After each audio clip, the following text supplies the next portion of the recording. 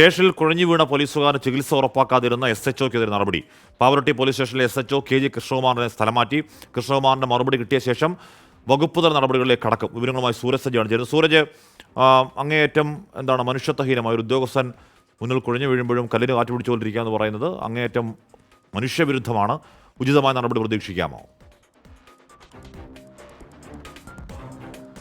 ഹാഷ്മി, ജനങ്ങളുടെ ജീവനും സ്വത്തിനും സംരക്ഷണം നൽകേണ്ട ഉദ്യോഗസ്ഥനാണ്. സ്വന്തം സഹപ്രവർത്തകനെ പോലും സംരക്ഷിക്കാൻ കഴിയാത്ത നിലയിൽ ഈ ഹാഷ്മി സൂചിപ്പിച്ചതുപോലെ തന്നെ ഈ ഇരുന്ന കസേരയിൽ നിന്ന് എഴുന്നേൽക്കാൻ പോലും തയ്യാറാകാതെ ഇരിക്കുന്ന ഒരു സാഹചര്യം ഉണ്ടായത്. ഈ സംഭവത്തിലാണ് ഇപ്പോൾ സിറ്റി പോലീസ് കമ്മീഷണറുടെ ഭാഗത്ത് നിന്ന് നടപടി വന്നിരിക്കുന്നത്. കഴിഞ്ഞ ദിവസമാണ് ഈ പാവറട്ടി സ്റ്റേഷനിലെ SHO ആയിട്ടുള്ള KG കൃഷ്ണകുമാറിന്റെ ക്യാബിനിലേക്ക് എത്തിയ സിവിൽ പോലീസ് ഓഫീസറായിട്ടുള്ള ഷെഫീഖ് കുഴഞ്ഞു വീഴുന്നത്. ഈ ഫയലുമായി എത്തിയതായിരുന്നു ഇദ്ദേഹം.